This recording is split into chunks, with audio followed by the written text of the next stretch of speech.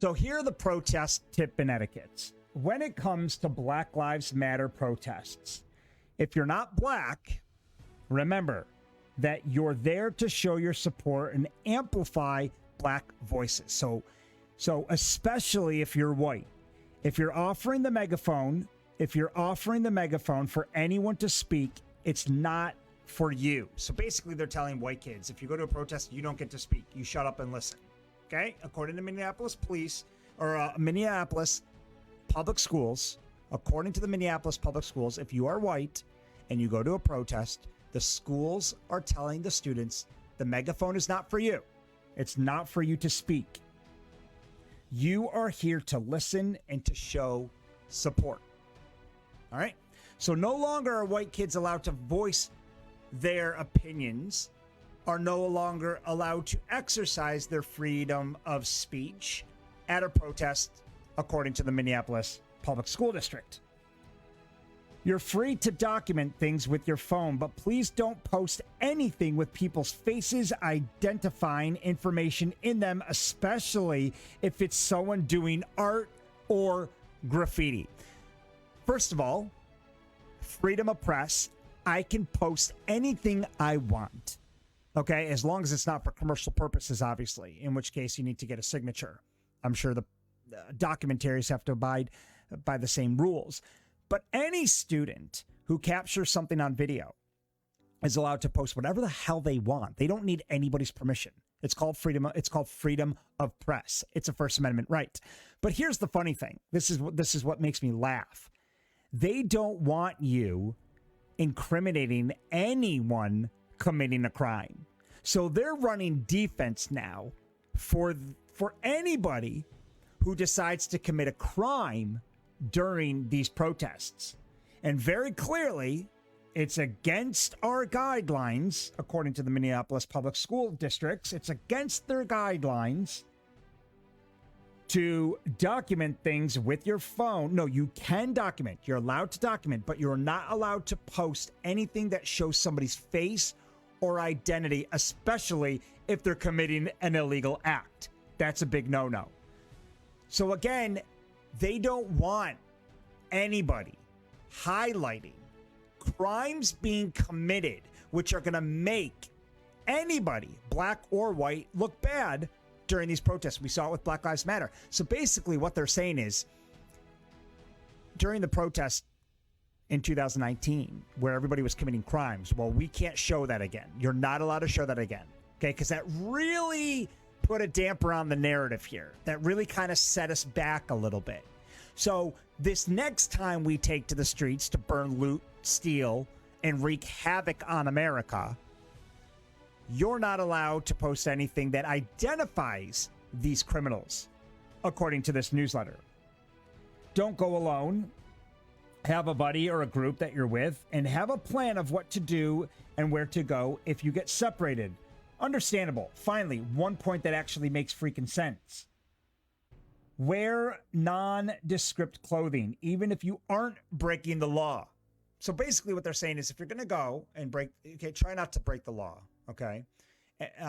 Don't wear descriptive clothes, because if you do break the law, it's going to be a lot easier for people to identify you. So just wear non-descriptive clothes, even if you're not going to break the law, all right?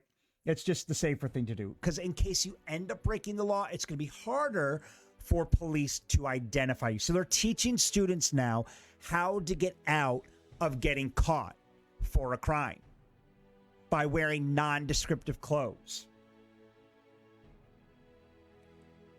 Even if you aren't breaking the law enforcement may still try to come after you. No shit. If you break the law, that's what law enforcement does. I mean, can you believe this is what public school districts are sending home to to the students behind the parents' back? They're teaching them how to get away, or how to get out of law enforcement finding you if you actually do find yourself in a situation where you are breaking the law during a protest. So don't wear nondescriptive clothes so they can't find you. It's better to be paranoid than careless. If you're talking to a police officer and you suspect you may get arrested, ask if you're free to leave. If the answer is yes, walk away. If the answer is no, ask, am I being arrested?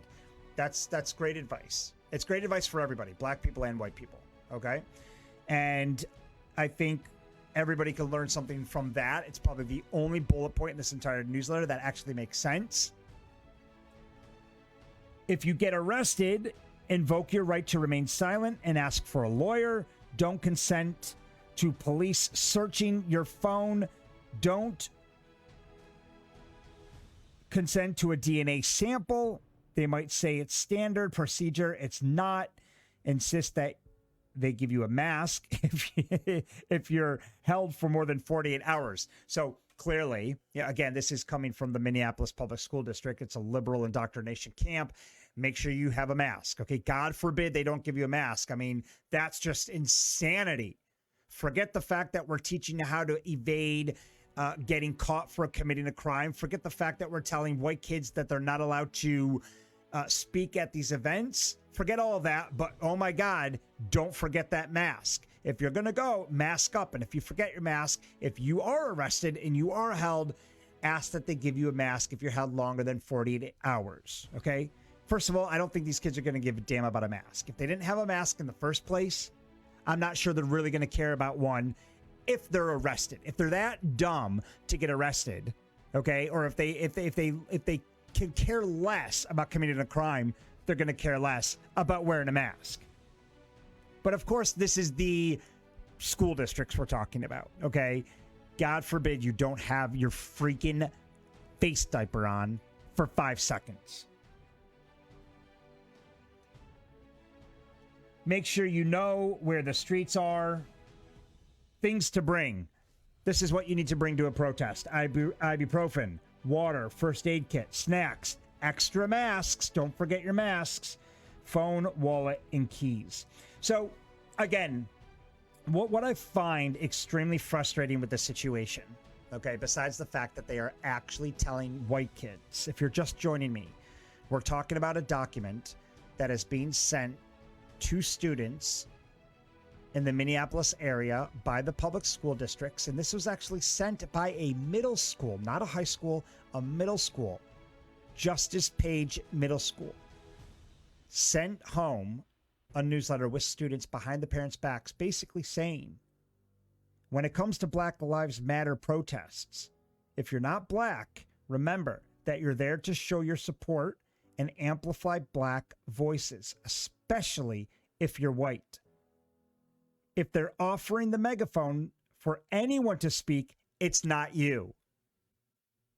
You are here to listen and to show support. Now, as a parent of a 5-year-old, you better believe I will be teaching him to stand up for his rights and say whatever the hell he wants at any given occasion. Being polite and respectful at a protest, there are no rules. You say whatever you want to say to whoever you want to say it, as long as you're not breaking the law. Yeah, you might get punched in the face for saying the wrong thing to somebody, but you know what? You said what you had to say. And I'd rather my children have their integrity than sell out to these insane, liberal, far-left radical guidelines that these public schools demand that they abide to. See, and that's the problem that we face here in America. These public schools seem to think that they're above our constitutional rights. They seem to think that when our kids go into these schools, that the Constitution no longer applies to them, which is why we see time and time again kids' phones getting confiscated, highly illegal. Teachers telling students, you're not allowed to film me. Yes, I am. Teachers, school district board members telling parents, you're not allowed to video this meeting. Yes, we are. It's called freedom of press. If you don't put on a mask, we're going to arrest you. No, you can't. Well, we're going to arrest you for trespassing. No, you can't, because I didn't break a law. See, knowing our rights and our children, more importantly, knowing their rights is going to end this whole fiasco that we constantly find ourselves in. And that's the reason that we haven't been winning up until now. This is why you see more kids across the United States walking out and saying, I'm done with this nonsense. We're done with this because I actually know my rights now.